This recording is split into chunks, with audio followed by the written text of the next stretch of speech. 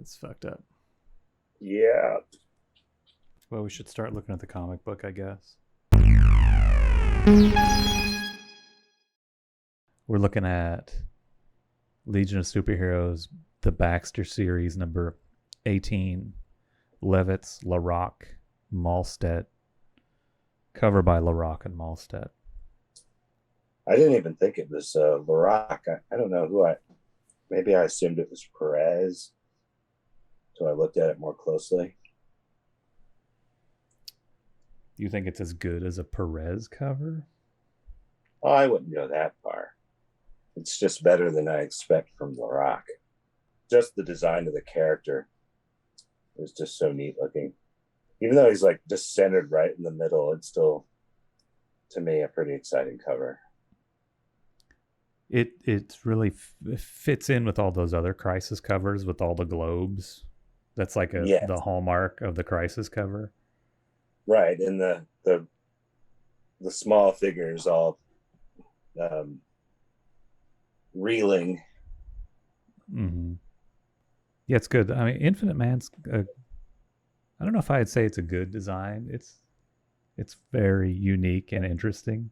I like this stuff. Where they kind of black him in, but then draw a star field there. I always have thought that's a cool effect, like Starboy's costume. Definitely, it's reminiscent of like Steve Ditko. He had a few characters that looked a bit like that, like Eternity, I think, from Marvel. You know that character? It's like a Doctor Strange villain, or it's like a force in the Marvel universe. It's like he looks like this. He's all star fields and he has a cape, but it's very similar. I'm not familiar with him. Sounds cool. It is. All right. Number 18, as we saw from the cover, this is a Crisis on Infinite Earths crossover. And I don't know, did last issue lead into this at all? Or is it just all of a sudden they're talking about all these terrible disasters that are happening in the 30th century? No, I don't really feel like the last one did. What's interesting is 2 issues before is when we see Brainiac 5 mourning Supergirl's loss. So, like, there'll be a Crisis crossover for an issue, and then just a regular issue, and then back to a Crisis crossover. Probably because it was going on for a year. Right. They're not do every single issue tied in. So it seems Legion seems to weave in and out of Crisis a couple of times during the run. There's some Legionnaires who appear in Crisis, right? Yes. Any idea how that works? I have no recollection of how people got roped into Crisis, particularly people from the future. How would they even get there? I think they were yanked out of time by the lady with the blonde hair. Oh, Harbinger. I think. Like, it was sort of like Secret Wars. Like, they all got yanked out of their times and just all appeared in one place. I know it's mentioned in the issue we're reviewing today. Like, Ron Vidar says something about Brainiac 5 being involved in that earlier. Oh, yeah. But he can't remember. Right, he can't remember the details. Yeah, this is Ron Vidar here on the first page. I don't know if this is the first time he's graduated from wearing his lavender lederhosen costume that he wore for years and years, but now he's just in kind of a lavender jacket. Right. And this is Kid Psycho. I guess Ron Vidar's watching him die. Right. And that actually happened in Crisis, like maybe in the 3rd issue. Right. Was it a real, like, did he get a panel where he said something and then died, or was it just like a page with 1,000 superheroes all got burned to death or whatever? Closer to the latter. I think they all got like a panel showing them Yeah. Meeting their end, but a whole bunch of panels on one page. Yeah, and Kid Psycho is I think he's a reserve Legionnaire, maybe an honorary Legionnaire. Do you know what his power is?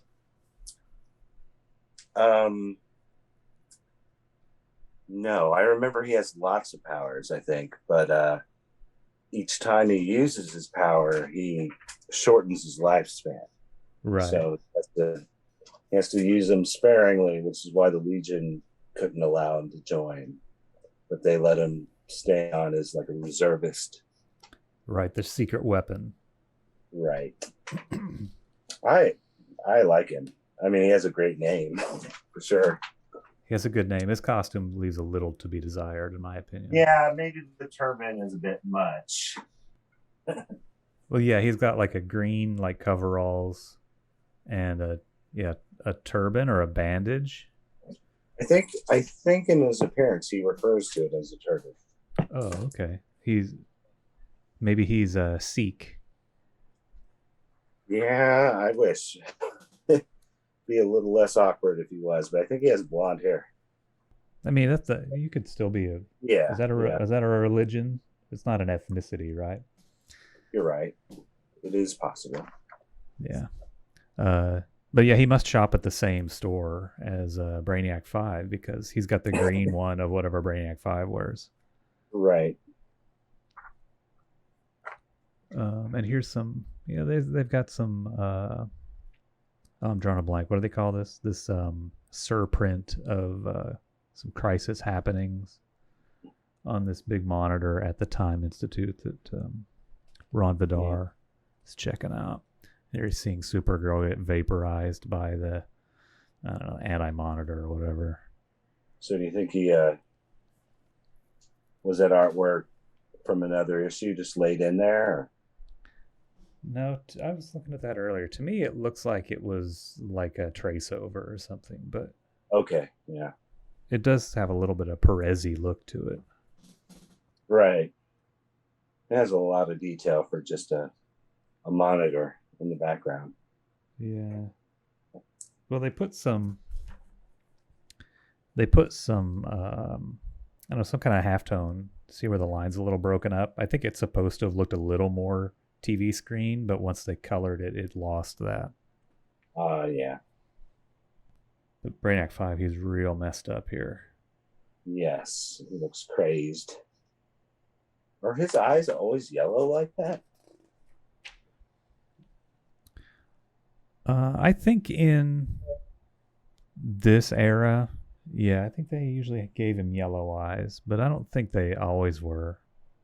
Mm-hmm. And in a lot of cases, you can't really see the like the color of somebody's sclera and eye and iris in comic books. But with the Baxter high quality, yeah, they must have decided to give him yellow eyes. Those single dots they're using for his eyes in the farthest right panel are pretty intense. Yeah. Yeah, it's real like Clockwork Orange in that panel.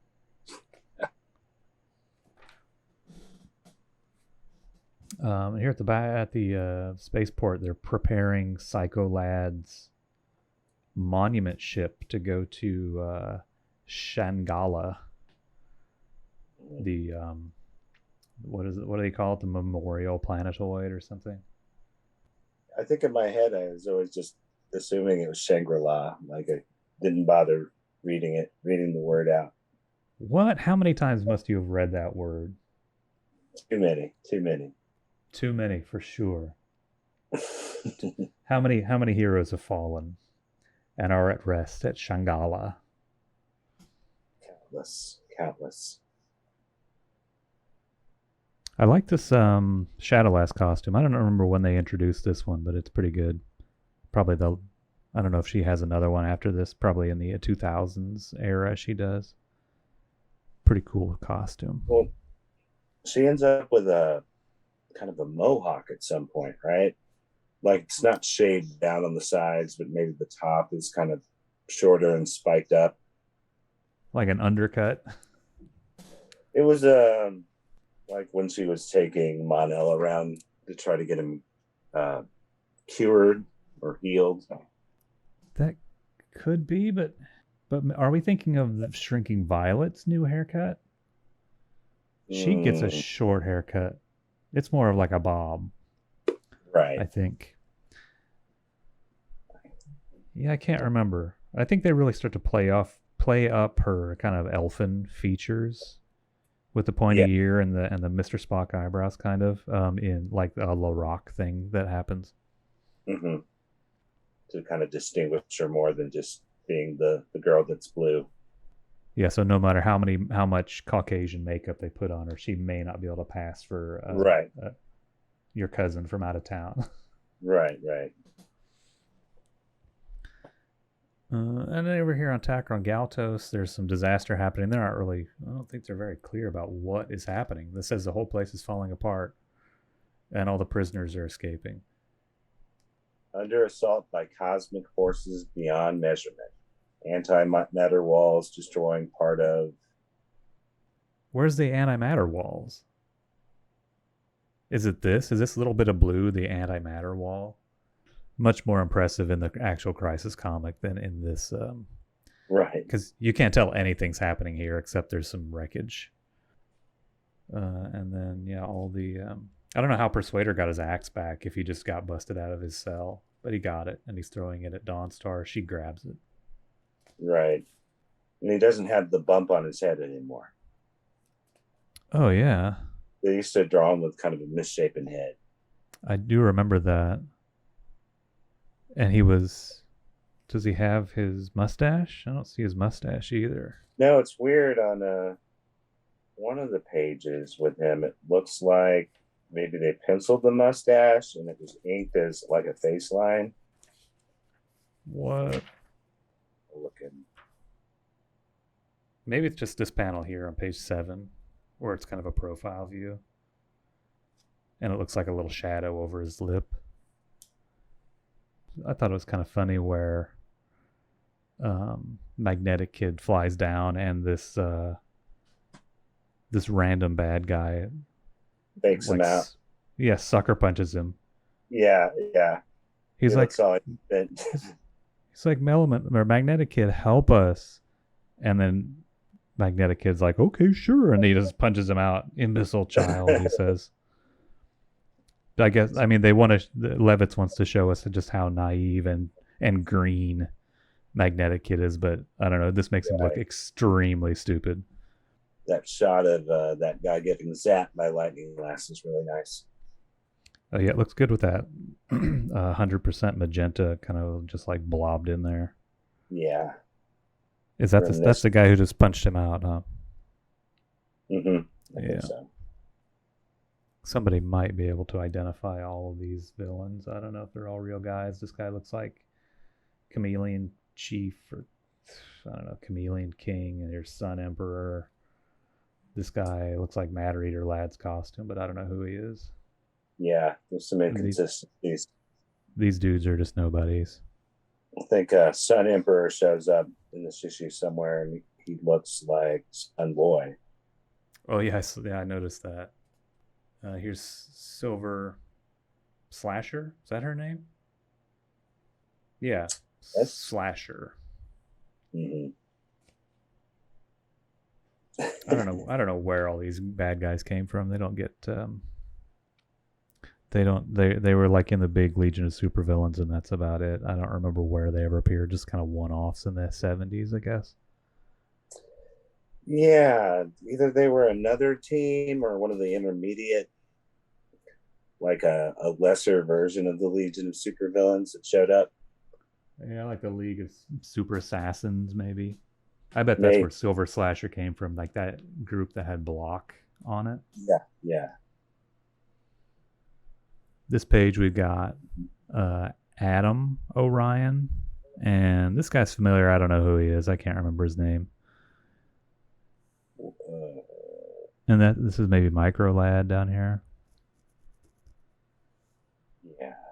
Yeah, for sure. And then this dude looks... that is Ryan. Yeah, with the 2 ponytails.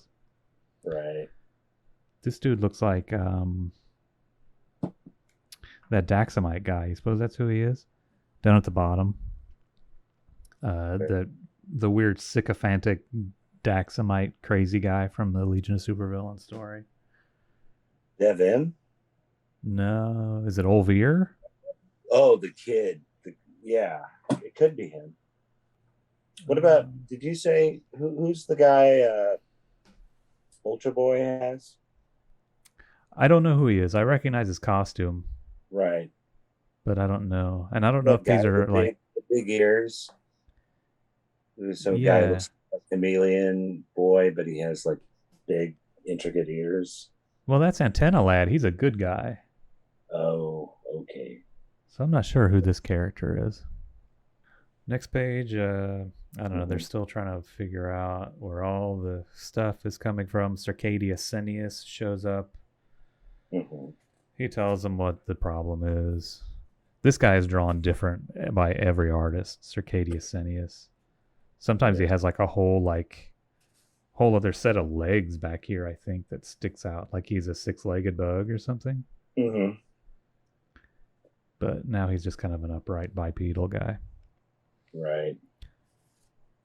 Go through a lot of techno babble about the beacon, which has never made any sense to me. The beacon that supposedly allows them to always return to the proper future as opposed to an alternate reality.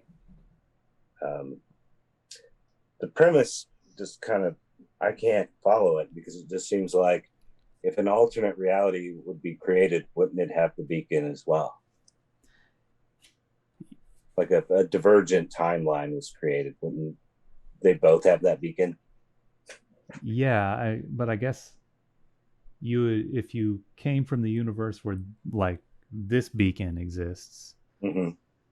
and you would be able to lock onto it and return to that beacon, and it would be distinct from a beacon in another alternate timeline, like on a different FM channel.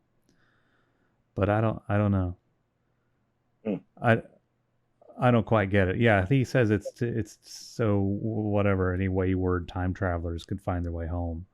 Right. But they could only find their way back to the 30th century. Right. Right. So don't want to end up in Omax's future or something. Right. Or even if you came from there and you got lost and you locked on to the time beacon, you would still go to the wrong period, potentially. Right. Makes sense to me. Yeah. And I didn't remember this from reading it before. This giant, we're back on tack on Galtos. This is a giant red inertron tower that's a prison cell for Validus. It's... More and more, Validus is just a very sad, messed up character, or they treat him real bad.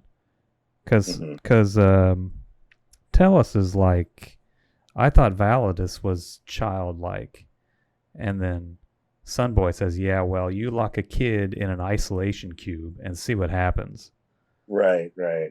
I'm like, why? Yeah, why did you do that? You know, couldn't you couldn't rehabilitate him or do anything?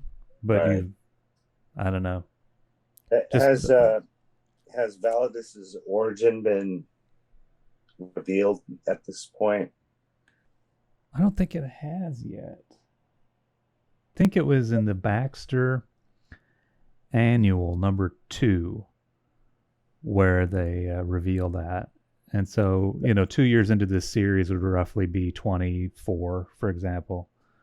And we're only at 18. So I don't think it's happened yet. I think they may have alluded to it. Is that the price? Or the gift? Or the curse? One of those things. Yeah, I don't know. I don't remember what they are. Mm-hmm. But they don't. They just leave. Yeah, they just leave Validus behind. They're just like, well, we can't get him off of this planet. It's going to blow up. Right. Sorry, Validus. So I guess at this point, the Legionnaires think Validus is dead, but some mysterious person shows up and says, "I'm not done with you yet," and rescues Validus from a certain demise on Tacron Galtos. Who could that be? I don't know who. Somebody who with a boom. Someone with a boom tube. You think that's a boom tube? Yes. Yeah, I think it wasn't colored correctly, but Huh. Okay. I guess I thought it was like Emerald Empress putting together the Fatal Five again. But you think it's Dark Side. You're probably right, since we're so close to the annual. I think they're trying to at least imply that it's Dark Side here. We know Dark Side has quite a bit to do with Validus's origin. Right. So now they're back at the Time Institute. I don't know what they're doing. They're like teaming up Wildfire, Mon-El, and Polar Boy to do some kind of shit with the Time Beacon. As usual, Brainiac 5 has figured out a solution that can be executed using the powers of several of their members. Yeah. Actually, as I was reading this, I thought it was going to be another one of those just lame, like, let's all shoot all our powers at this thing to fix it. It's kind of like that, but it did seem like, now that I'm thinking back, there was a little bit of actual science. Like, Polar Boy is going to cool it way down to negative 273 and make it a superconductor for Wildfire's energies. And I don't know how that stuff works. Is that real? Like, is that a thing where if it's super cold, it conducts energy better? I believe the superconductor part is real. Or logical. Yeah. So I did like that better than what I expected of it just being like, Mon-El, use your heat vision. Wildfire, use your radiation. Whatever. Right. I don't totally get Wildfire's massive energy blasts, but I guess he's always had those. Since he's made out of energy, like, is he expelling himself? Yeah, I don't know. He can blast energy, but he's not using up his own energy. He's making energy, which is also a very fantastical power. Because where's that energy coming from? Right. Though sometimes I think he has blasted himself out of the suit that way. Oh yeah, he does that quite often. Expended himself by using a major blaster. I don't know. Right, but he's not. Here he's using a lot, but evidently not so much that he's going to extinguish himself from his suit and have to be retrieved later on. Right. Very inconsistent, confusing, Paul. This page is kind of boring. I don't know. They're just showing the Time Institute thing they're doing kind of not work, I guess. Element Lad looks good, though. Yeah, good drawing. The white light reflecting all over him. Yeah, that's the only panel where it's really doing that, huh? Like, these guys don't have a high contrast lighting. No. Maybe they should have colored this a little bit lighter, brighter, this panel. Mm-hmm. Whatever. I can't armchair quarterback this 50-year-old comic book. Dirty. Yeah. This panel could have been kind of cool. It shows the silhouette of what turns out to be Infinite Man coming out of the Time Institute. Yeah. It's like a man and woman embracing her. Oh, it does, huh? A woman and some not quite a man. Right. I think if they'd done this in a different color than just black, like mixing like this light yellow with some of this magenta or something, you could have a cool effect. Yeah.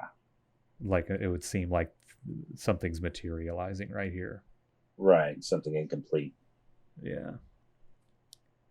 I thought this was kind of cool. Where I guess this is Brainiac 5 saying this. The Infinite Man is loose. And it's just like the lettering is kind of floating out there outside of there's no panel. There's no box. Yeah. Yeah. You almost don't see it, but then you see it and it's like, what a weird thing to say. Or what a weird thing to be hanging up here on the panel. Yeah, it's kind of throwbacky. Like, I think of older comics doing that. Yeah. More. This is kind of an alternate take of the cover art. Mm-hmm. With this Yeah. really weird pose of Wildfire with his leg, like they didn't want any body parts outside of Right. the boundaries of the page, so they had to squeeze that in there. Yeah. There's another awkward panel like that in here. There's a panel of Brainiac 5 like reaching his arm to Ron Vidar or vice versa, and it like stretches the entire bottom panel. It's very awkward. Are you talking about this panel of Sunboy and Starboy? Oh yeah, it's Sunboy and Starboy. Yeah, it's very weird, and the dialogue seems like it's been adjusted to explain the weird drawing. He says, "I'd rather know why this is all happening, to tell you the truth. Hurry up, or we might find out the hard way." All right, let go.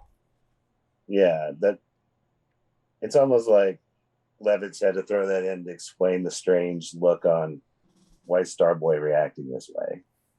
Yeah, and it is weird. Like I guess in this panel, Starboy's turn to look at the destruction or something, even though you can't quite tell that that's him. Right. It looks like he's about to fall or something. Sunboy caught him. Yeah, right here. Huh. I don't know. I don't know what the plan was there. Actually, I think maybe Sunboy rather, is kind of pulling back Starboy, because Starboy is he's talking about how some of the prisoners may have died, including Validus, and he's probably he's maybe going to a dark place, and Sunboy's like, no, come on, we have work to do. Right. And here's that weird recolored thing, or maybe this is actually what Sun Emperor looks like, just looks exactly like Sunboy. Yeah, I think he had darker hair, didn't he? I have no idea. I don't have any recollection of Sun Emperor outside of the Legion of Supervillains story. Right. We got Regulus there. Yeah. Oh, actually, this page ahead of it has a very crazy drawing of Infinite Man laughing hysterically with all that plasma stuff in his mouth. Looks really crazy. Yeah, I need to reread his first appearance. I don't remember him being so emotional. He certainly didn't seem that way when he showed up in Time Trapper. He seemed more like a godly, omnipotent character or something. Right, yeah, he was definitely just a force of nature in that one. More emotionless. Yeah, I don't really recall. Maybe they're trying to say that he's evil because he is so old or lost his mind, but I don't know. I don't know why. He is supposed to be crazy, I guess, from having to experience all time over and over again. Right. And I kind of forget why he's back now. Like somehow he was collecting Crisis energy wall energy or something and got powerful enough to, I don't know, was he like not what the fuck is this story? Well, something about the time beacon, Brainiac 5's plan backfired. Like he inadvertently caused this to happen.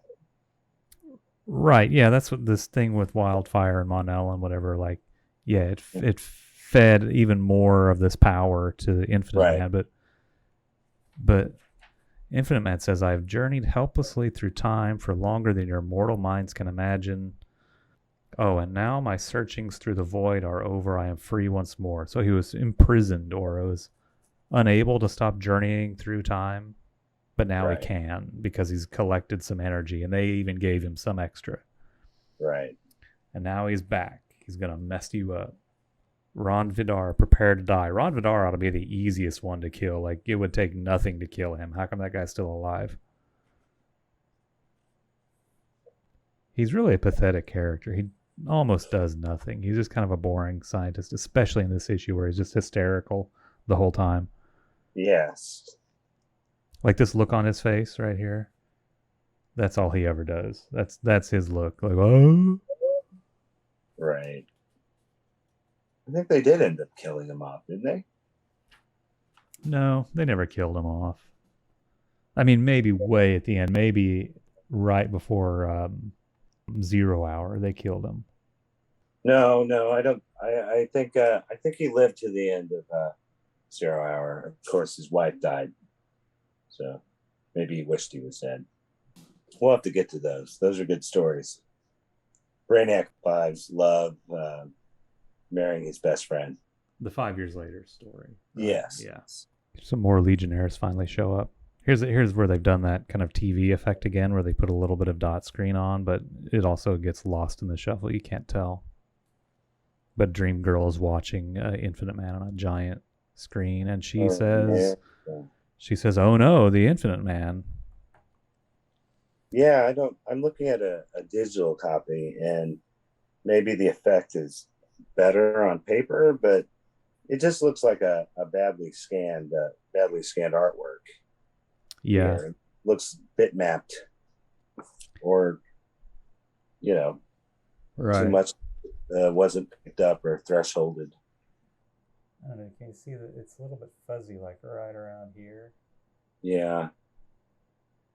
And right around here, I notice it the most. It looks like it was drawn that way, though. When I zoom in super close, I'm pretty sure it was drawn, and I'm pretty sure it was like a pattern screen added after the fact. Oh, okay. This thing is busted. Uh-oh. Oh, and another thing I was going to say about this kind of screening effect, I remember it happening it's in one of the Giffen issues of Baxter, where Brainiac 5 is like talking to some like holograms of like some Koluan guys, and they're all kind of done like this, where on the digital one it just looks kind of crappy. It looks like a bad scan, but you can kind of pick it up in the actual printed version, but it doesn't look quite right there either. Like they just for some reason can't quite make this happen in the Baxter books. But oh yeah, you can see a little hint of that screening process in this panel too, where it's like cross-hatched or it's like white dot screen or something. This is the Infinite Man on screen behind Dream Girl. But that's that. What happens in this next page? Oh, they kind of explain how they trapped him back in LSH 233. It says gives him power. He was given power over time and space in ways we barely understand, and they still are not really clarifying it. Like his go-to move is to conjure like minions from different eras, which is pretty impressive, but doesn't really seem that godlike to me. Right, and these are the minions you're talking about? Yeah. I think he did that before. Maybe the first time he showed up as well. Like Roman soldiers and knights and people from different times. Like he'd conjure up to have attack the heroes. But what are these guys? These like nondescript... I guess it's kind of like inverted Starfield type of stuff is what they're going for on these guys. I assume those are guys who hadn't fully materialized yet, but maybe it doesn't look like they ever do. So maybe some of them are distinct. Like there's this blonde, right, and there's this Kirby looking guy, and then I don't know this guy. This guy looks like kind of familiar, but I don't know who he is. Yeah, and there's a guy riding a weird lizard. It's kind of like a Volvo lad or something. Oh yeah, I mean this is a great idea. Like not a great idea, but Infinite Man is saying I could break you 1,000 different ways, but I will not soil my hands. Right. He's instead going to conjure up these guys, like you said. On paper or in text, like that sounds real cool. Like he's gonna, conjure up a bunch of awesome warriors, and they're all scary and dangerous, and they're going to attack the Legion, and there'll be a lot of different kind of battles and a lot of different designs of bad guys and stuff. But there's like 4 bad guys and they're very static, and then there's these cookies and cream kind of ghost characters. Right. I don't know, kind of a missed opportunity.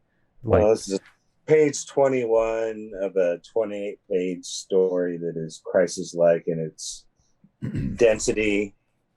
Maybe LaRocque's getting kind of tired by page 21 here.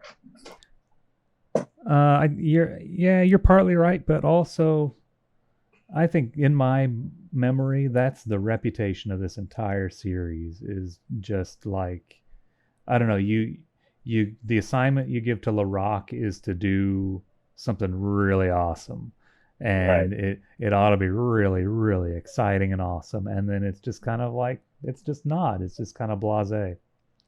Yeah, I always wonder if he spent like the first week of each month just doing the first page, and then he's like, I need to speed up, because the first couple of pages are almost always really impressive. Like they're these great faces on the first splash page. Yeah, I don't know. I mean, nothing against the guy. He's a good artist. He draws good figures, and evidently can bust out a comic real fast. Like, right. Like I think I read like a letters page or something where they like praised him as being the fastest one of these Legion artists. He always did the annuals and stuff too, I think. But when it comes time to really impress me, he almost never does. I think I've said this before, but I think the paper doesn't do his artwork any favors, because I've read plenty of his stuff on newsprint, like in the Flash, and it looked a lot nicer, I think. Actually, there was one thing I noticed in the artwork way back here at the beginning, where it just seemed like he didn't know what to do. Maybe you're right. Maybe it would be a better on newsprint thing, where Ron Vidar is like walking through the Time Institute, and he just is walking into this weird void. He's used the bottom edge of the panel as the horizon line. And it's partly the coloring, but also like you can see the top edge of this panel is right here. Where's he going? What's up there? It's really strange. Like he put in all this kind of filigree junks back here to make it a sci-fi environment. Right. But then, I mean, it's a framing thing, I guess, to show how weak and exhausted and upset Ron Vidar is here, but I don't know. Maybe it's the coloring choice makes it not work. It's just kind of strange. Yeah.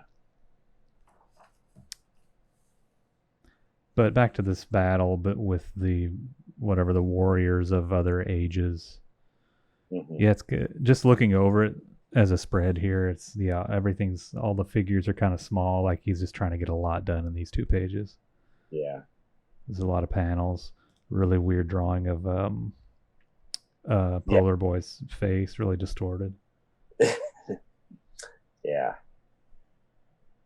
This guy does look kind of cool. He's kind of large and looks like a gray alien kind of. Oh yeah, here's a better drawing. Large or floating above?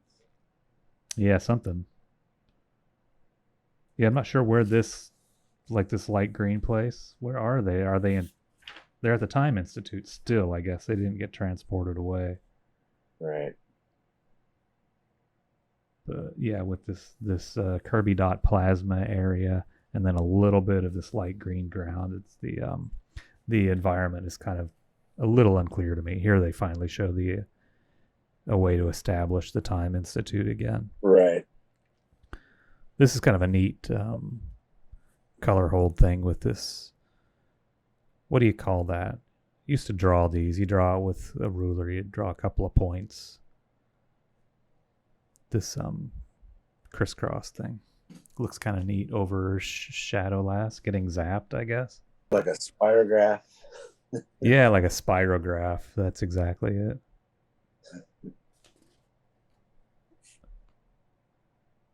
This looks like a Giffen page. With the this explosion with just kind of like some fizz, But then it's got these little inset panels that have a black border around them. This is like, it's designed like a Giffen page. Right. Did Lytle do that a lot too? I think he did, but I think Lytle was kind of taking a cue from Giffen. Yeah. The lettering reminds me of the Giffen era, but it's probably the same letter. Oh yeah. I noticed the sound effects are like a lot of the sound effects are the same throughout all the Levitz stories. So they're like that's how Levitz writes them. Like which ones did I notice? Well, I know he always uses the scream as always this I-E A-Y-E-I. Mm-hmm.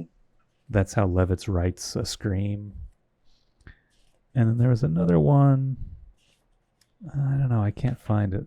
But I always think of it as a Levitz. It's sproing. Right. Levitz uses sproing.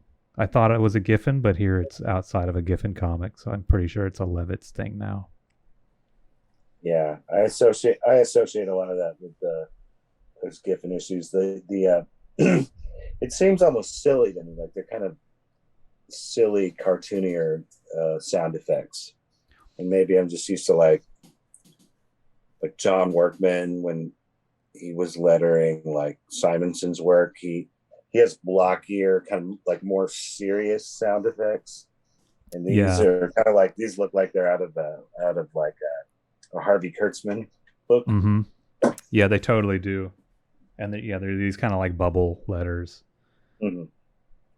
And yeah, I don't know. I wonder who's responsible for that because it's in Giffen comics that aren't written by Levitz, so maybe Giffen does it. Maybe this is one that Giffen, like one of those ones. It's kind of early where he like kind of ghost laid out the comic, because I know he was doing that later on, but this one doesn't really bear any hallmarks of Giffen except maybe this page that I've noticed. Yeah, I agree. So far, maybe LaRocque is falling behind. There's no figures on this page. There's nothing that would absolutely identify the artist. Maybe the Tacron Galtos subplot was drawn by or laid out by somebody else. Mm-hmm. I suppose that's a possibility. Yeah, because I don't know. I don't see any more like those inlaid panels. I don't see any of those on any of the other pages. This kind of looks like a Giffen page. Yeah. With this close-up shot with like a crazy panel border. Oh, okay, yeah. And here's like a no border. Yeah, I wonder if maybe Giffen did work on this. Doing a layout for the Crisis stupid fill-in issue. I don't know, or maybe LaRocque was good at copying that style of layout too. Right. It's impossible to know. I bet neither of those guys even remembers who did what. I'm sure of that. And this even looks like a Giffen, like just to have him fight a giant kind of generic snake monster. Oh, yeah. And there's all this like little business of a fight. A lot going on. Yeah. A lot that is totally meaningless of just fighting. So you got a biplane in there? Oh, really? I didn't see it. That's some warrior from the past. Oh, yeah. Jeez. Like, what Legionnaire is going to be harmed by this guy firing bullets at him? I guess maybe Shadowlass could be hit by a bullet. Yeah. So it looks like, they got some reinforcements. I don't remember seeing Invisible Kid or White Witch or Tellus earlier in this comic. So I guess they're showing up. They're coming out of the woodwork. I don't remember when they explained. Weren't they somewhere else earlier on? Were they at the funeral? Did they go to the funeral? I don't know. Oh, it's a little... Yeah, they're with Dream Girl earlier on. That's what's going on. Like on page 20. Oh yeah, they send out this crew. Oh yeah. But it looks like White Witch is going to solve this problem for us. But not before whining about having to memorize a complicated spell every time. Right. You think the other legionnaires are like, all right, we know. Yeah. Like, I want to know what the spells are that she always has on tap, you know? Right. Like, those ones are always ready to go, but they're obviously not the ones we need, you know? Right. Maybe work on some better ones. So she's done something to take his power away. I guess he's very powerful. She says, "Not since Darkseid himself have I sensed so much power, and yet it is truly not his own." So whatever happened, he's gone. They did it. Great job. And there's an epilogue. Yes, we have to have the good doctor complaining about vouchers. Oh yeah, never fails. We wouldn't know who he was if he didn't say that. Credit vouchers gag. He's really off model here, Dr. Jimmel. His head is too small. He's supposed to only have 3 arms, but he has 4 here. I don't know, this looks a little Giffen-y too. I think we've got a Giffen comic here. Yeah, look at Ron Vidar there. Yep. He is so different. Yeah. Than he is earlier in the comic. Well, and all the, like a LaRocque page, they're like, all the figures are dynamic and they move like this, you know? Yep. And once you get to a Giffen page, yeah, they look like this a lot more often. Like, this is definitely like a Giffen kind of panel here where there's a big guy in the foreground and 2 static guys in the background talking about it, like 22 panels that always work type of crap, you know? Right. Even the layout of these space scenes look like Giffen stuff, where it's just a really rigid circle, like a template circle.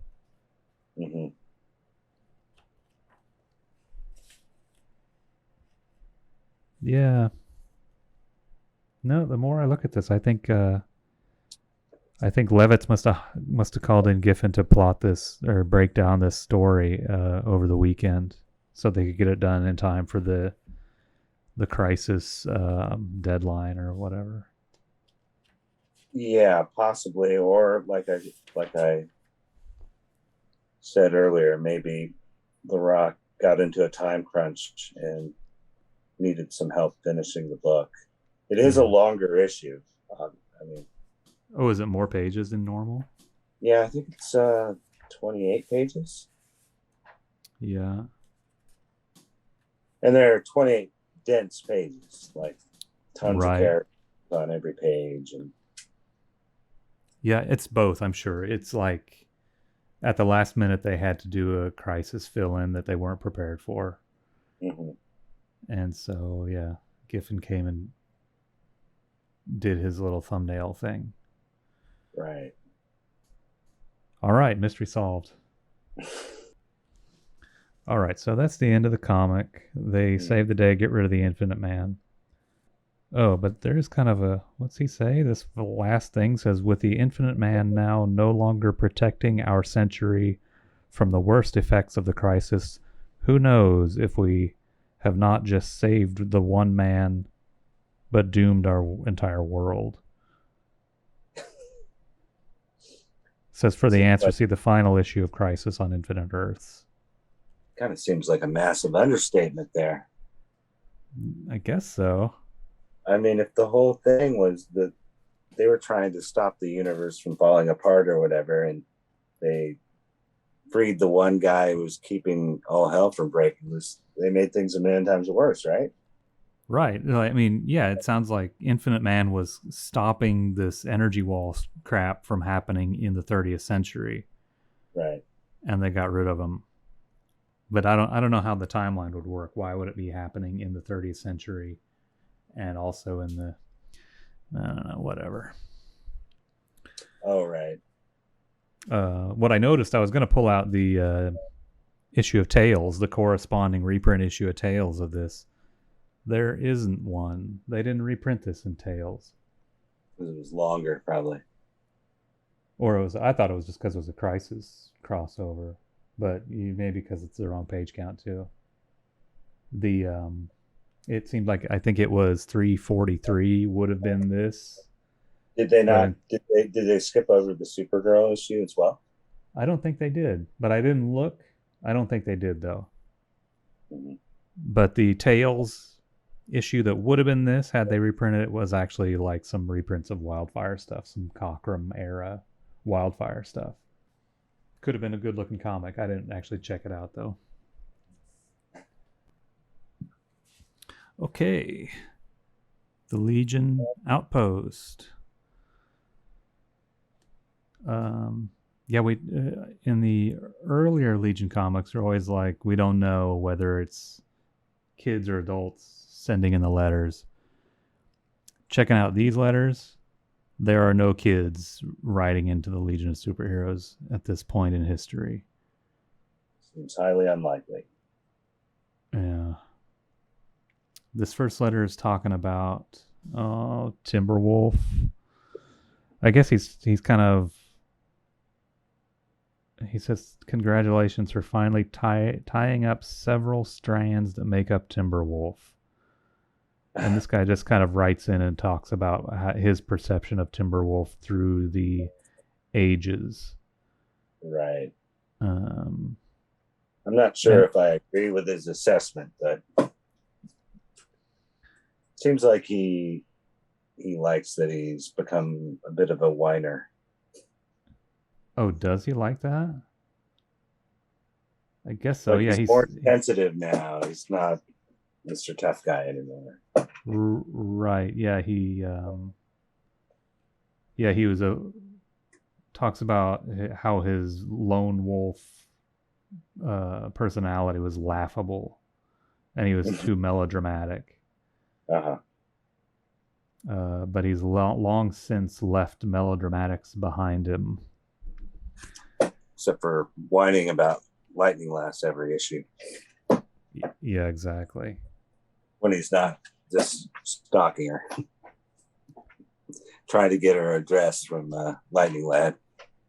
Yeah, where did we read that? That was funny. Like, he was like, oh, and where did she go, Lightning Lad? And Lightning Lad won't tell her, or won't tell Timberwolf. No way. Oh, it was 302, right? It had to have been in Legion 302. Right. With because Lightning Lord showed up. Right. Jeez. But yeah, that was kind of a funny bit. I don't think Paul intended it to be funny, but it kind of makes me laugh now that I'm thinking back on it. Right. And then this guy goes on to say, Timberwolf has been portrayed as a sort of younger Ralph elongated man Dibney, somewhat bumbling and a little slow on the uptake, but immensely likable. That's contrary to any perception I've ever had of. I thought he was supposed to be a super smart, great detective, sharp as a tack, and not bumbling and likable. I mean, likable, but they definitely started to emphasize his denseness later. Like, he's not the smartest Legionnaire. Like, there are a lot of jokes at his expense. But who was the dumber? Him, Timberwolf, or Ultra Boy? I think Timberwolf, right? Really? Was he more of a dummy? It's just been so long since I've read a lot of that stuff. Like the kind of dumb bits where he's hanging out with Block make him seem kind of like a dope. But then maybe it's just because he doesn't look stupid, like in the Baxter era when he turns feral or whatever. Right. I don't know, he doesn't come off as like a dumb guy, but also I guess he doesn't really show his personality, or I don't really recall it. Like, he had that weird series where he's on the mission that Karate Kid sent him on, which is, I think they're kind of talking about that in this letter. Yeah, I think a lot of people are pleased that he seems more confident in that storyline than he's been in years. Right, that's what this letter's about, huh? Mm. And they're talking about Mig, who becomes Karate Kid 2. And I think they kind of say that, well, he's not going to be back, right?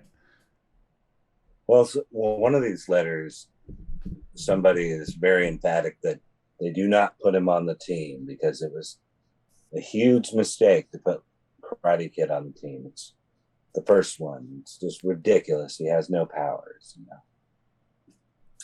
Oh, that's what the next letter is, huh? This is that right. First letter is from Kevin Lawless of Kansas City. Oh, right. Potentially, we don't have any evidence of this, but he might have owned Lawless Comics. We don't know. The comic shop. Still looking into that. Yeah. And then this next letter is Robert Rundle, who is not a Karate Kid fan of either Karate Kid, right? The original Karate Kid was a mistake, ill-conceived, never deserved Legion membership. And then does he feel that same way about MIG Karate Kid 2? He thinks they're about to repeat the same mistake. Yeah. This guy's got a lot of opinions. They ran a long letter. They must have not have got too many letters. Mm.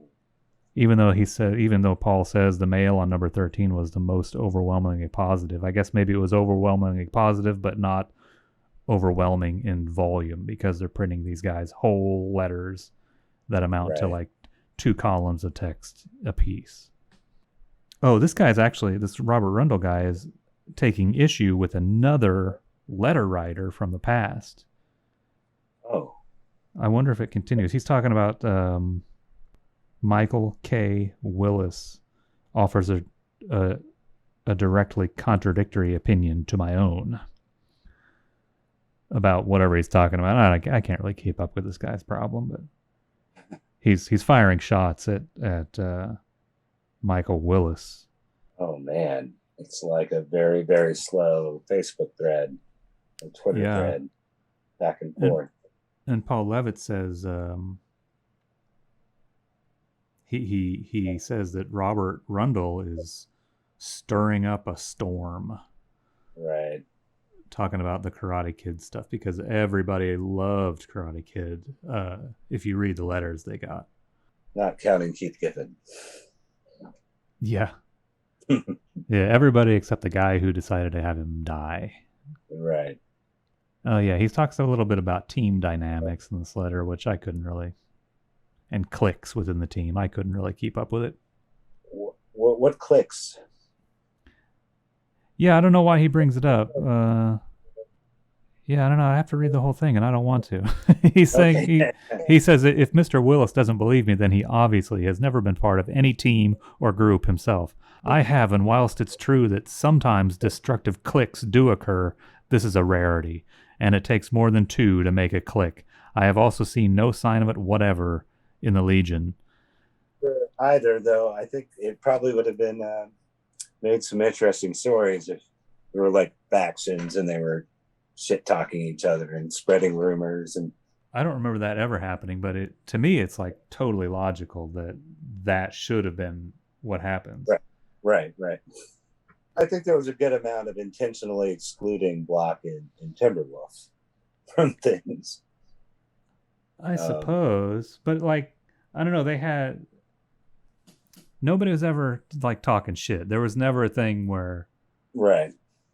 I mean, I guess there was a couple of relationships where, yeah, you knew these characters didn't like each other, but that may have been even way later. Mm-hmm. But yeah, with a group this big, there should have been like, you know, Shrinking Violet is best friends with Lightning Lass, and Shrinking Violet's got a problem with Dream Girl. She's a bitch. Mm-hmm. And then like, well, Starboy is friends with everybody. What's he supposed to do when nobody likes his girlfriend? Right. And like, they never did that kind of stuff, even though that is absolutely teenage behavior, you know? Right. Or young person behavior. I guess they're not teenagers Right. But even when they were teenagers, they never did it. They're all just best of bros. Right. After only skimming Robert Rundle's letter, I think I'm in the Willis camp and not in the Rundle camp. I am too. Yeah, like any group that big, not everybody's going to like each other. And there'll be somebody who's not professional about it, right? Right. Like Wildfire, he's going to blow his top. He's going to be a dick. Right. You gotta have drama. Yeah. It's boring when everybody's best friends. Right. But see, Karate Kid was a boring guy and never had any conflicts. Like, you can never imagine him having any interpersonal conflicts with anyone. So he was kind of boring. He didn't have a lot of personality other than being a fighting expert. You know, I don't know if they touch on it much in these letters, but I do remember when reading that storyline where Timberwolf was he going for treasure or some item that was willed to him by Karate Kid, but he keeps talking about how it was his best friend. And I remember, because I read all those issues consecutively, I went back to double check. I don't think they hardly ever even spoke to each other in the entire run. Like, there's no hint that they were best friends. Yeah, they were absolutely not best friends. I don't think Karate Kid had a best friend except his girlfriend. Right, Projectra. Timberwolf's best friend is Block. Yeah. We know that. It's for 10 years he was his best friend. He was the only person he ever spoke to. Right. Poor Block. He doesn't count. He's not human. He can't be a friend. Right. Okay, on to the the third letter from Jim Davis, creator of Garfield, from his apartment. US Acres, yeah. He's writing in from his apartment on Peachtree Street in Georgia, Atlanta, Georgia. Jim Davis is praising Paul for being the best, perhaps the best scriptwriter the Legion's ever had. But where you have really fallen down is in the area of villains. Mm-hmm.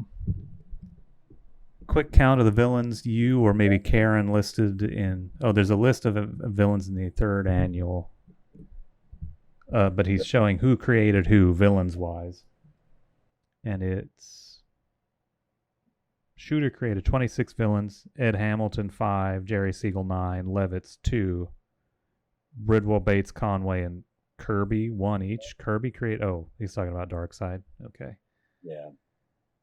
And he says, of your 2 efforts, only the Infinite Man can be judged a success with the readership.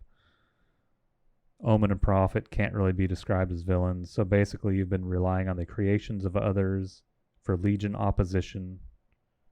Yeah, this guy wants him to have written some more villains. Paul says, I agree. Let's check out this list of villains. It's in annual number 3. I wonder if that's somewhat by design. Like, are we far enough in comics history that now people are thinking twice before giving away all their creations to the company? Yeah, I mean, if anybody knew about that, it would be Levitz, I guess. Right. Yeah, I don't know. It could be that. It could just be that Levitz likes those other villains and doesn't want to make new ones himself because he likes to play with those other guys. Yeah. Because he's one of these fans who became pros, right? But it is around the time, like by now, Kirby's already making a big public stink about Marvel ripping him off, and Jim Shooter's getting some bad press for that. Yeah, I mean, you're just making the point that it's very public that people are getting ripped off for the characters they created, right? Right. But he does point out that Levitz has created a lot of heroes. He says you're about to break new ground with some new heroes of your own creation. Right. I'm not sure who he's referring to. Maybe just some Legion tryouts, and like there's Tellus and stuff so far in this. Right. I think I assume that's what he's talking about. That new batch of characters, the new recruits. Right. Tellus, Sensor Girl. I Quizlet. can't remember. Quizlet, yeah. Yeah. And I think Lytle created a lot of those guys. Yeah, I know Lytle did Tellus for sure. Mm-hmm. Lytle was big on creating non-humanoid characters. Right. But here's the list of villains that this guy's talking about. It's a couple of pages. I don't know that I want to read them all out loud or anything, but good reference here. Who'd we see in this?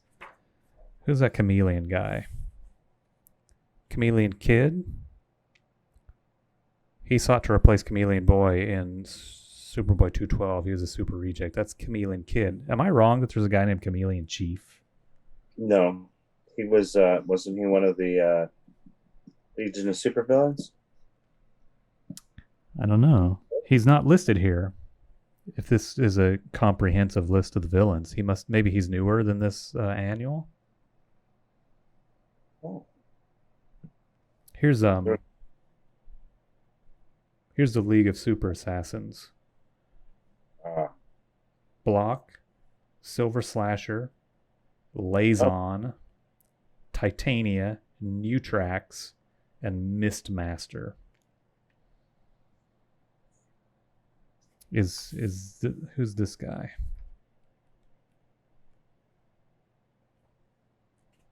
This guy. Okay. I mean, I don't know who he is. I wonder if he's on this list.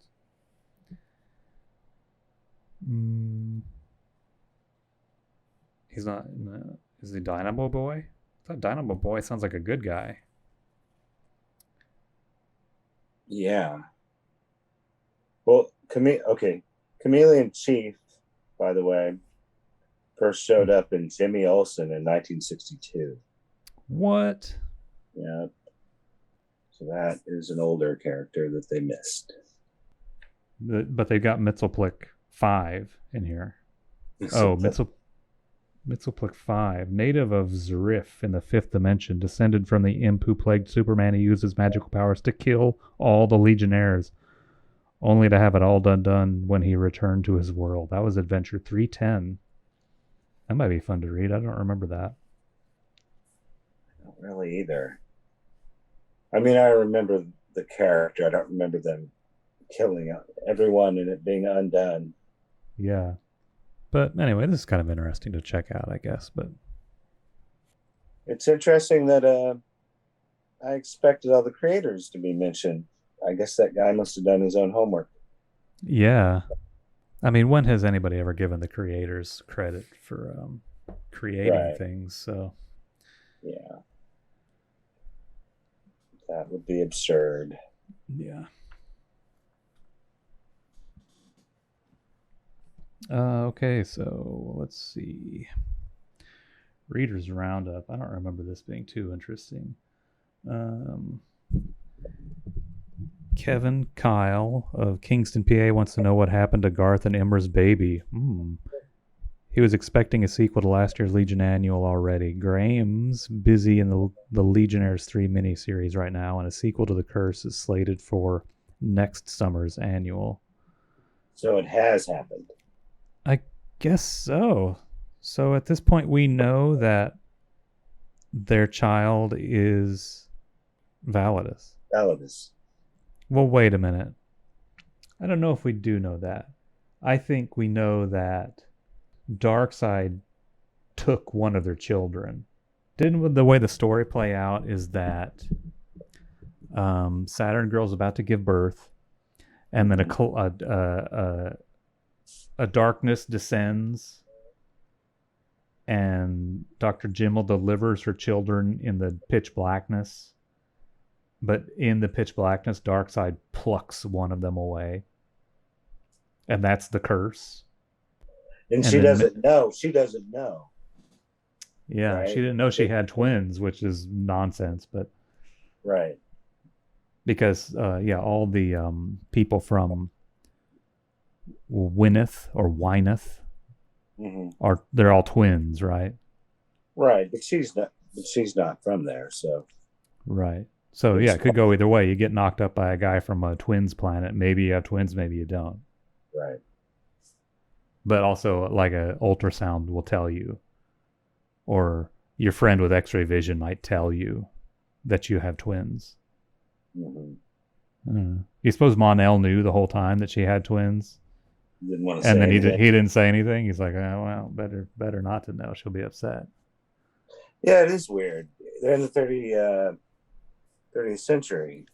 How does Dr. Gimel not know that she's carrying twins? Who knows? I bet they had some kind of stupid, oh, she wants to have a natural birth, doesn't want to know the gender, any of that stuff. Right. But also she's telepathic, so she would be able to tell how many freaking brains are in her womb. Right. I bet, I would think. I mean, I like those plot developments, but it's very a lot of hurdles. There are a lot of holes. There are a lot of holes. Yeah. I'm looking at that. Oh, you're looking at the annual? Nope. He calls him Validus at the end. But do they? Oh, okay. Wow. So after he scooped him up and he has him in the epilogue, he calls him my little Validus. Huh. Who knows, my little Validus? Perhaps someday your own parents may even kill you. I think the sequel is when they get him back. Yeah, they restore him to humanity. But this part in this issue where Validus is rescued, I guess that's Darkseid getting him to prepare him for this next annual, huh? Or whatever, to prepare his appearance in the next annual. I guess. There must have been some time travel involved somewhere. Because obviously they were fighting Validus when they're in the Silver Age, when they were kids. Yeah, I bet they explain it. I wonder if that sequel annual is just a lot of like exposition and kind of retroactive continuity stuff where Darkseid shows up and he's like, hey, listen, Saturn girl, I kidnapped your kid. I turned him into a monster. I sent him back in time. You guys fought him a billion times. Ha ha ha. It is interesting. It adds like this extra layer of drama or jeopardy with that scene, because when it looks like he may have died from that, we the readers know, we're like, wait, no, that's their kid. You got to go back for him. I think they shouldn't have made it explicit. I think it would have been much more interesting if we thought he died. I mean, they would have to like rewrite the scene so it's not so dumb where they're just like, we can't save him. All right, we're out of here. But big loss. Yeah. Like that's how this whole series is. Right. No drama, no impressive drawings. Bleh.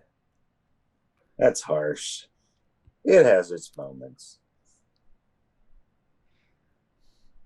Does it? David Martin of West Bend, Indiana asks if Karen Berger is the only happily married editor at DC, since he thinks Legion member marriages are more stable than in the rest of the DC line. I have it on good authority that her marriage was unhappy. Everyone's marriage was unhappy at DC. Just kidding. I don't know anything about it. As of this writing, Miss B remains one of the eligible young women on the DC editorial staff, David, while we have more than a handful of happily married folks led by 30-year married executive editor Dick Giordano. So she was single back then. Maybe still single. I don't know. You don't have to get married.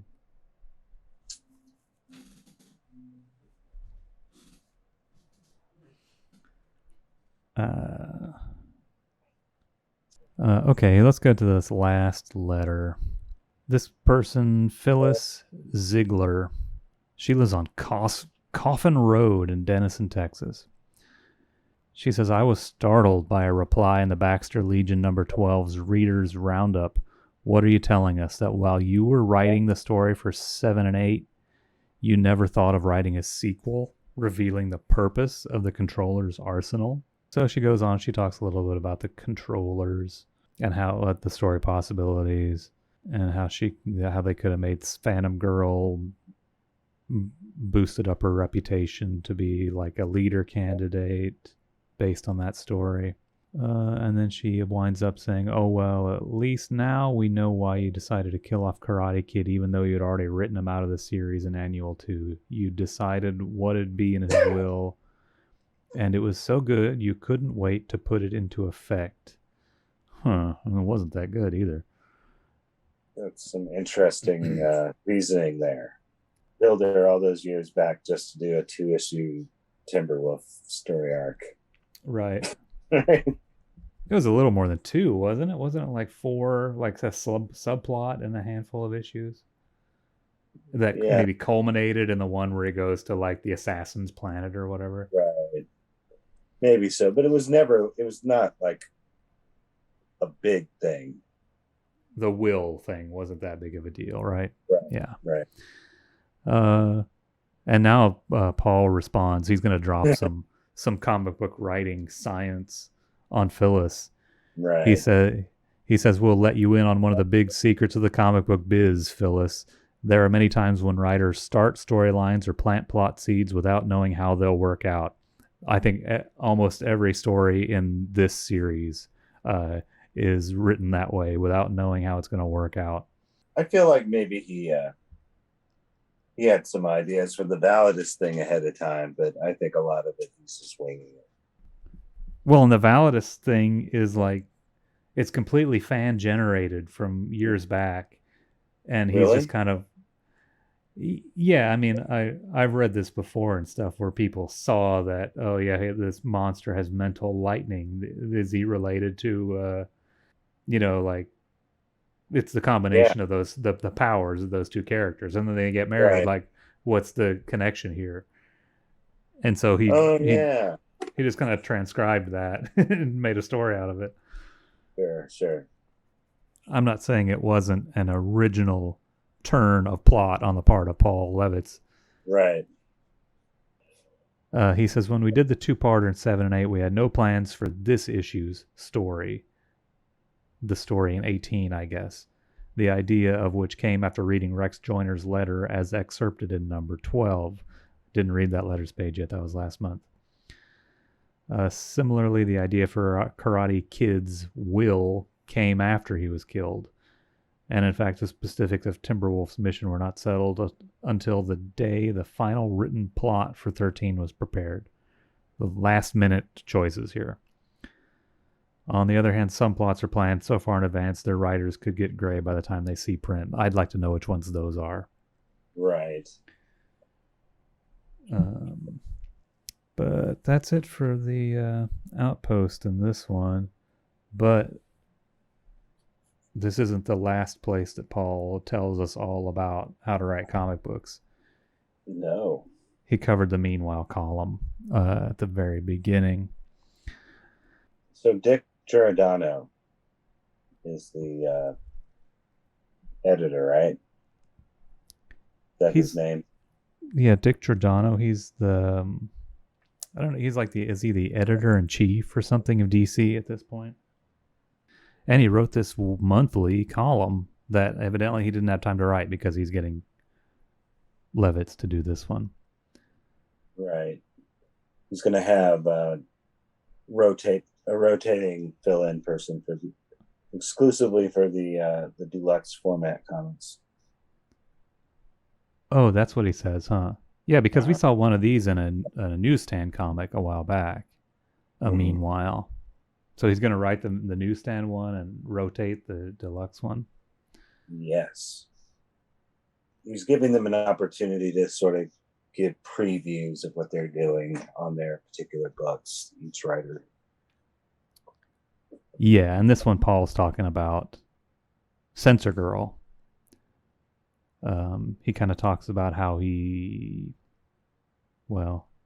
says if you've ever wondered if comic book writers and editors sit around conspiring new ways to torture and tease you, rest easy, we do. Haha.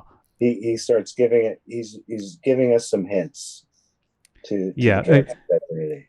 he sort of begins by talking about long, protracted kind of comic book storytelling. That stories that unfold over a number of issues, and he says he kind of points out that he and Keith Giffen did that in the Dark Side story, Great Darkness Saga story a couple of years ago. Probably a high point on both those scores for his career, he says. But then, the purpose of this Meanwhile column is to sort of talk about how he's slowly revealing the identity of Censor Girl. Anyway, Paul gives a lot of hints about who Censor Girl might be in this column. He assures us that she's not, completely brand new, and that she has appeared several times in the Legion. Actually, he says many times before in the Legion stories. He goes through the suggestions from the fans that she could be Supergirl. She could be a clone of Supergirl created by Brainiac 5. That's kind of a good one.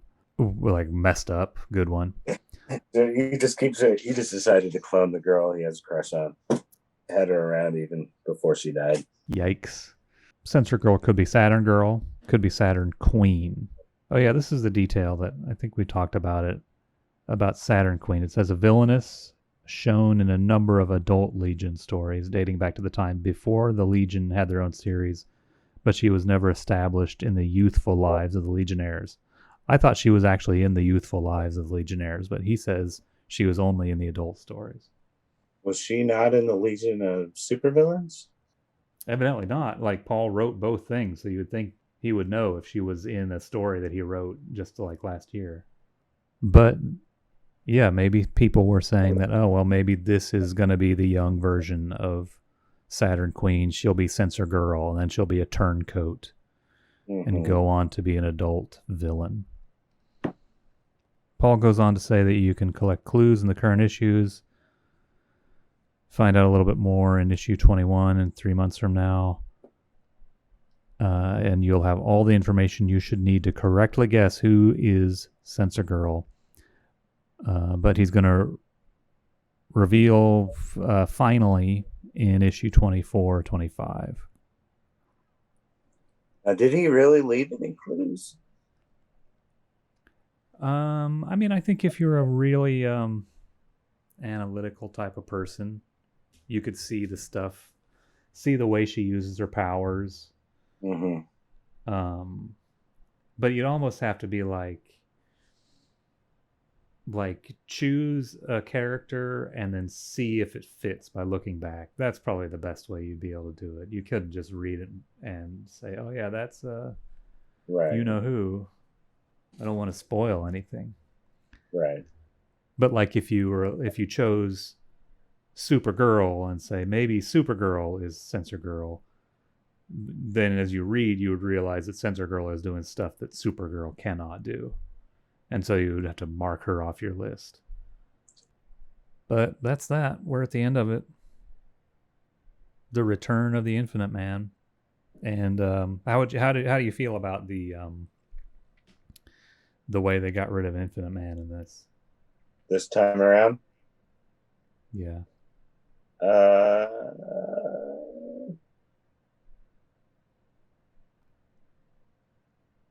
So it wasn't a very. It definitely pales in comparison to how they get rid of him next time. Yeah. Like they bring him back for a second and then figure out a way to suck all the power out of him and send him back away again. Right. But for a guy who's master of time and space, I don't know, it seemed a little easy.